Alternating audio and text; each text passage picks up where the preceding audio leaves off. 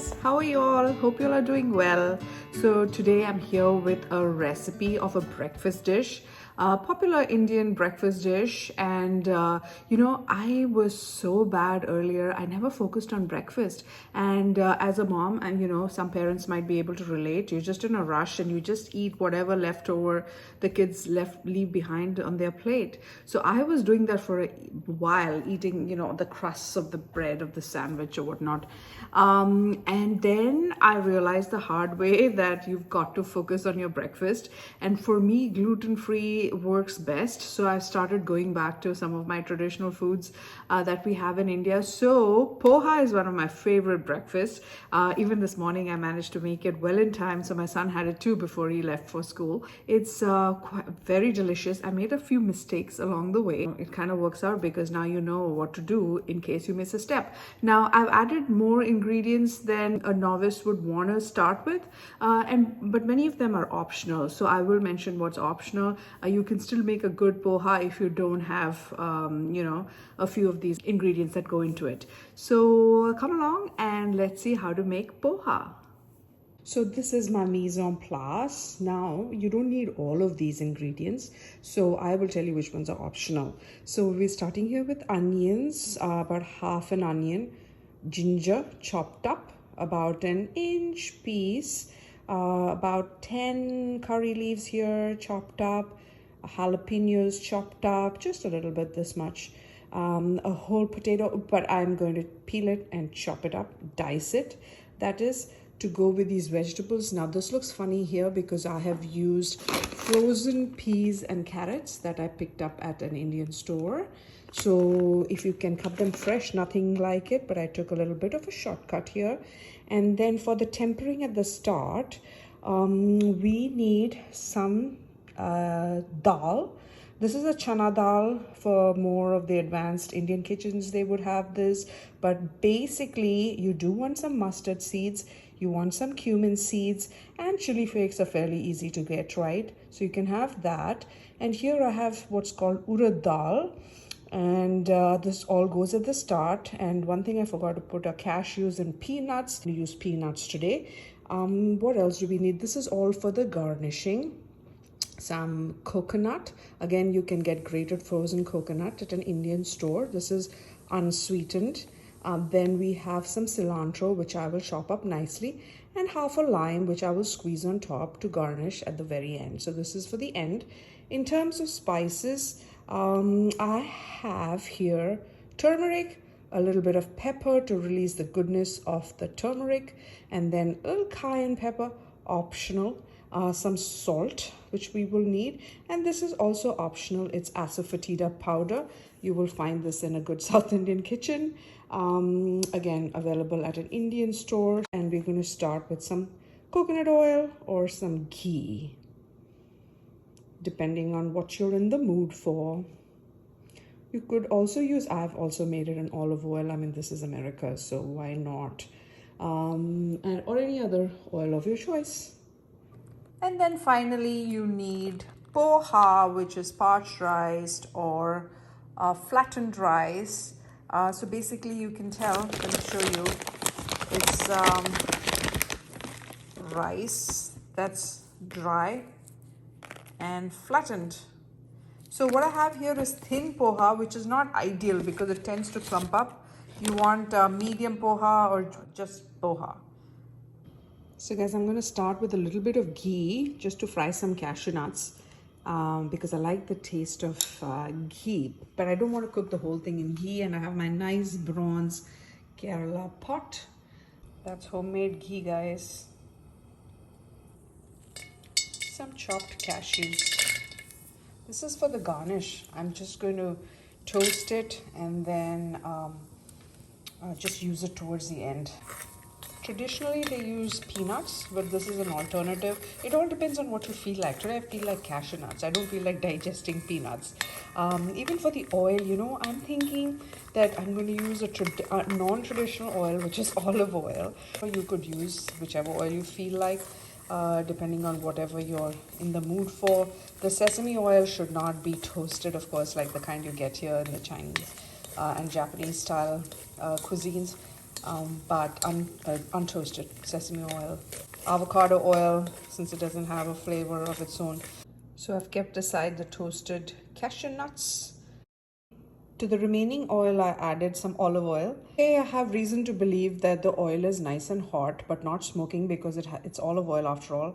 And then we put all of these in there and they will start to pop. Ooh, I love that. And it smells so great. That's the crack. Love to hear the crackle. Oh, ginger takes a long time to cook, so I'm going to start with that.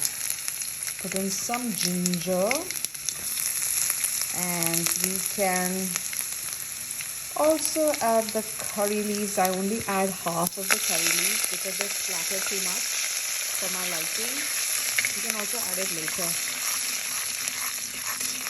And then in goes the onions. And with the onions, with the green chilies, I do the same thing. I only take half of the jalapenos I had and then I add half of it later. Call it cook, if you will. And then nice stir again.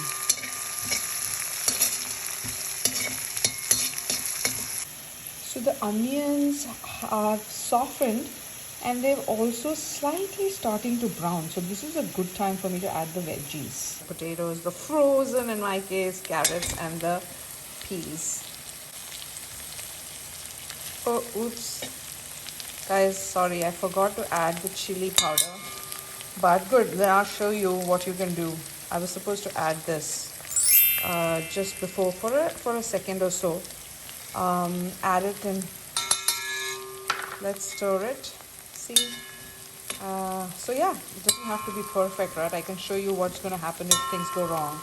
So just toast it slightly on the side because the turmeric should cook. If it is not toasted, it leaves it a funny smell. So, no harm done. We're still good to go. Make sure these spices don't burn. So we're kind of ready to mix it all in now. That's all it was. So no need to break into a panic. Things can still be salvaged. So we would just nicely stir it and we want to cover it and keep it to cook for a little bit. But because I like my potatoes and carrots nicely spiced and seasoned, so I'm also going to add the salt right. So I could add a little bit of water, just a tad, so that it doesn't stick to the bottom while it's covered.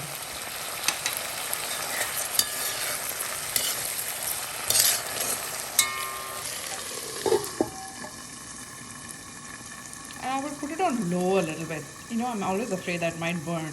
So I would keep it like this for about 5 minutes and then check the potatoes to see if they're done. Okay, while that's going on, I'm in my pantry and this is what I need. It's called thin poha, which is thin parched. I think it's also called flattened rice. So let's take this out of here. So this is the one I'm using. It's quite thin actually, but there are different kinds. Let me show you how to use this. So I have about 3 cups of poha here, flattened rice in a sort of a strainer sieve kind of thing because I need to wash it and I found this to be the most convenient way to wash.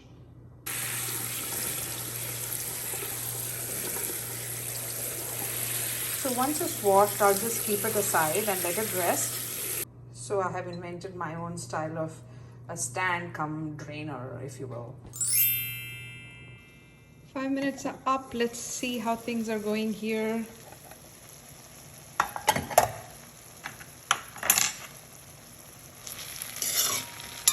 Oh, that's good. It didn't stick to the bottom or anything, which is fantastic.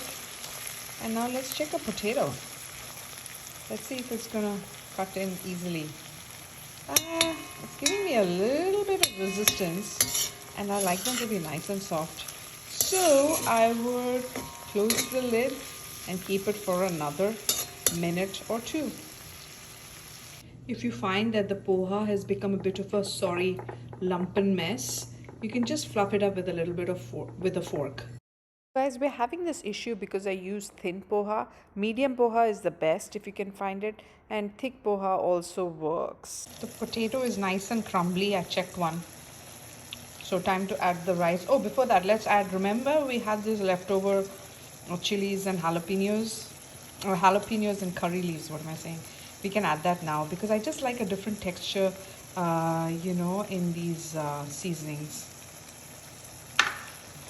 I added the poha, the rice, and I found it just had a few lumps. So I'll just kind of loosen it up with my fork before I give it all a mix. Oh, we didn't add the asafoetida, so I'm going to add it here. You could have added it a little bit earlier with the vegetables, but this is still good. So I'm showing you how if you mess up, you do have some recourse. So as long as it cooks a little bit, you're good. And also the flavor, you'll get more of the flavor if it's towards the end. Anyway, so there's always a silver lining. So guys, this is nicely heated through. So now I'll just do the garnish bit, which is just some of that grated coconut that we left outside to thaw, and it's perfect right now. So turn off your flame. The cilantro goes on top. And then comes the lime. Squeeze that in there. Make sure there are no seeds all over. And finally the cashews. And your yummy poha is ready.